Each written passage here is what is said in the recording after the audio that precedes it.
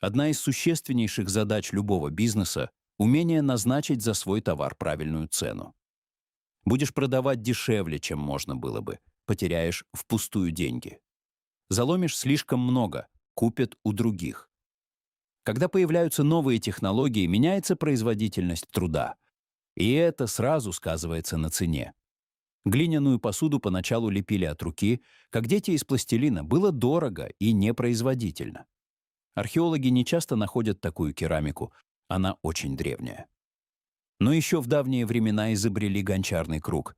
Глиняную посуду стало легче лепить, и сама посуда стала лучше. Это не могло не сказаться на цене, а изготовленная пальцами керамика просто исчезла. В международной торговле цена с давних времен ощутимо зависела от условий местности, в которой товар производили. Неплодородные земли Греции и близко не давали такого урожая зерновых, как причерноморские черноземы. Зато виноград и оливки там росли хорошо. Раз хлеба было мало, он не мог не стать дорогим. Стало выгодно возить его из далекой Скифии. А чтобы платить за хлеб, греческие торговцы продавали оливковое масло, которого у них было много. Законодатель Солон даже запретил вывоз хлеба, а вывоз масла, наоборот, поощрял. По-другому решала проблему с хлебом Римская империя.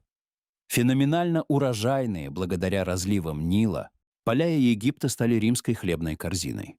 А на Апеннинском полуострове растить хлеб стало бессмысленно. Императоры не возражали, разорившийся крестьянин охотно шел в легионеры. А как же ему не разориться, если египетский хлеб очень дешевый? Они одними из первых познали силу опасной бизнес-идеи, которые много позже дали имя демпинг. Само слово «демпинг» означает «сбрасывать» или «сваливать». Именно это демпингующая фирма делает с ценой, устанавливая ее заметно ниже сложившейся рыночной цены. Иногда по такой низкой цене, что компания не получает прибыли и работает себе в убыток, хотя бы на время. Обычная цель демпинга — завоевать свою нишу на рынке. Есть внутренний демпинг для розничного потребителя, а иногда к демпингу прибегают, чтобы получить серьезного клиента, который сразу закупит большую партию, и объем закупок оправдает снижение цены. Иногда причина демпинга — затоваривание, попытка освободить склад. Скажем, для продукции, которая стала менее популярной, дешевле продать ее с большой скидкой, чем тратиться на хранение. Обычное явление — сезонный демпинг для, скажем, овощей и фруктов. А самое опасное явление — хищнический демпинг, предназначенный для того, чтобы разорить конкурента, выбросив на рынок ту же продукцию, которой он торгует, по несообразно малым ценам себе в убыток. А когда он разорится, снова поднять цены и отыграться за все. В мировой истории хватает примеров демпинга, проводимого различными фирмами с различным же успехом. Показателен пример поставки «Жигулей» в Канаду. Это делалось по очень низким ценам, около 5000 канадских долларов. По этой цене за 2 десятилетия СССР поставил более 300 тысяч автомобилей, что сильно тормозило подобное производство в самой Канаде. Классическим считается пример демпинга в США компании Sony. В 70-е годы на американских рынках появились телевизоры Sony по ценам на 40% ниже японских. А когда возникли вопросы, запустили производство этих же телевизоров в США и удержали захваченную часть рынка. Есть и неудачные примеры демпинга. Один из типичных — компания «Внуковские авиалинии», резко удешевившая билеты и в итоге пришедшая к ситуации, когда ей нечем было платить за бензин. Как Герберт Доу проучил нечестных конкурентов? История демпинга. Герберт Генри Доу родился в семье механика-изобретателя и сам интересовался изобретениями с детства. Еще в 12 лет он самостоятельно изобрел вполне работоспособный инкубатор, в котором успешно выводились цыплята. 39 попыток были безуспешными, но 40-я заработала. В Кейсовской школе прикладных наук, одном из лучших университетов мира, химию ему читал Эдвард Морли, а физику — Альберт Майкельсон. Да, именно те самые, которые поставили знаменитый опыт Майкельсона, Морли, заложивший основы теории относительности. Еще в студенческие годы он заинтересовался процессом получения брома. получил первый патент на новый способ его получения. Попытался основать компанию для его производства, но не смог наладить промышленного производства. И через год его компания обанкротилась. Однако он продолжал работу над своим изобретением. Работал в старом сарае, арендовал паровую мельницу и установил там электрогенератор, трудился по 18 часов в сутки. После достаточно сложных перипетий он все-таки изобрел простой и дешевый способ получения брома, который и теперь называют процессом Доу. Далеко не первая из основанных им компаний Dow Chemical прервала цепочку его неудач и стала прибыльной. Мы не так много знаем о броме, но в целом ряде химических производств бром востребован, и польза от него велика. Процесс Доу позволял получать бром без особых затрат. Так что Доу смог продавать его на американском рынке по вполне разумной цене — 36 центов за фунт. На американском рынке эта цена не имела конкурентов, и весь этот рынок стал контролироваться Доу и его компанией. Самым естественным ходом для бизнеса Доу было расширение продаж, поиск новых рынков сбыта. Первым из них стала Британская империя, где качественный и недорогой бром, предлагаемый Доу, оказался вполне востребован. Цена британцев тоже более чем устраивала, но это не понравилось немецкому химическому концерну Die Deutsche Brom Convention, который до появления на британском рынке Доу на нем господствовал.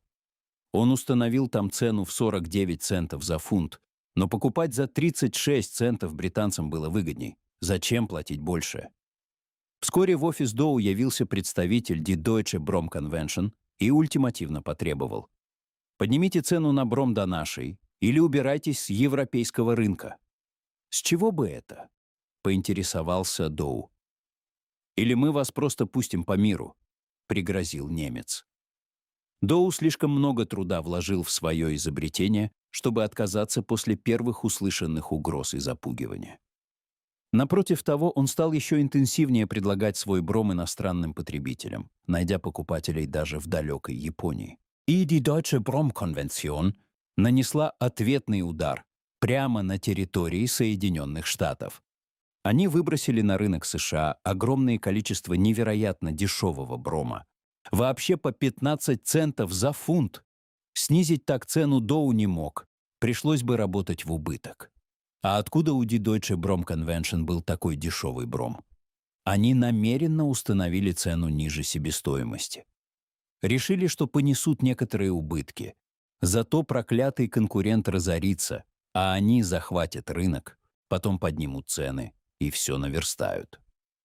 Немцы были уверены в успехе. Они считали, что Доу должен практически немедленно обанкротиться и закрыть предприятие, чтобы не производить товара, который по предложенной им цене все равно никто не купит.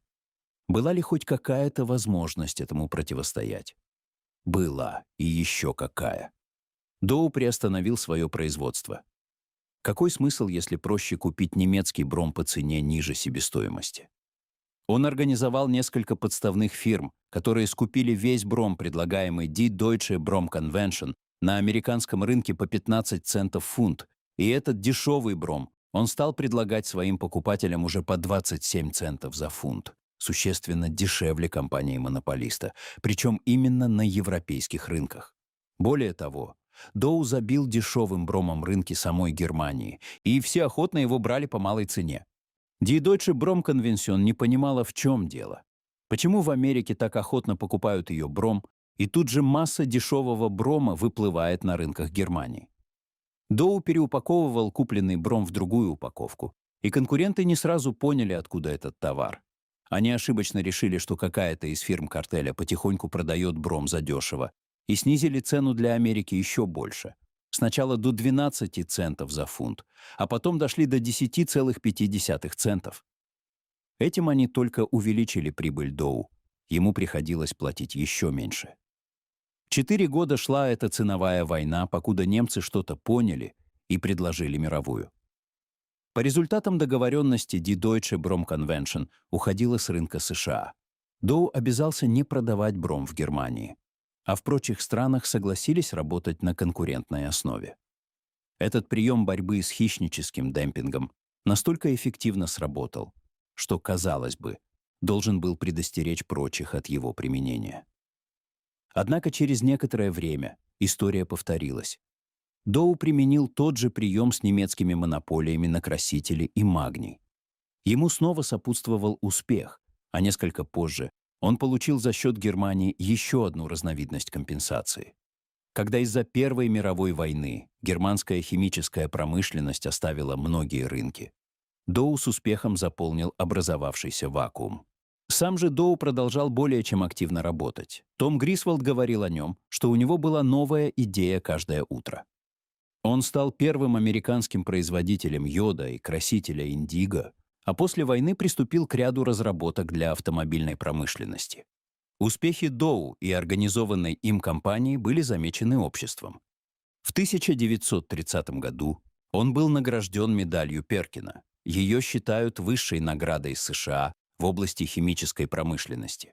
А в 1983 его ввели в Национальный зал славы изобретателей США. Правилами ВТО демпинг запрещен. С ним борются, могут наказать. Но проблема в том, чтобы разобраться, что демпинг, а что совершенно законное и логичное снижение цен. Потребитель может подумать, что демпинг ему выгоден, он купит дешевле. А о том, что качество товара может стать резко хуже, что условия ремонта и техобслуживания такого товара могут ему не понравиться, что после завоевания рынка демпингующие резко поднимут цены, он обычно задумывается потом. Сам по себе демпинг – не преступление. То, что в разгар урожая клубники она дешевле, дело совершенно естественное и никакой не демпинг. Или такой, который не надо запрещать. Тот, кто прибегает к демпингу, должен очень хорошо рассчитать свои силы. Дело это заведомо затратное, и можно прогореть, не добившись результата. А вот о том, как Герберт Доу проучил нечестных конкурентов, знать полезно. Так им, жуликам, и надо. Если вам понравился наш рассказ, ставьте лайк и подписывайтесь на канал, чтобы не пропустить новые захватывающие истории. Пишите свое мнение в комментариях и обязательно нажмите на колокольчик, чтобы первыми узнавать о выходе наших видео. Спасибо за просмотр и до встречи в новых выпусках.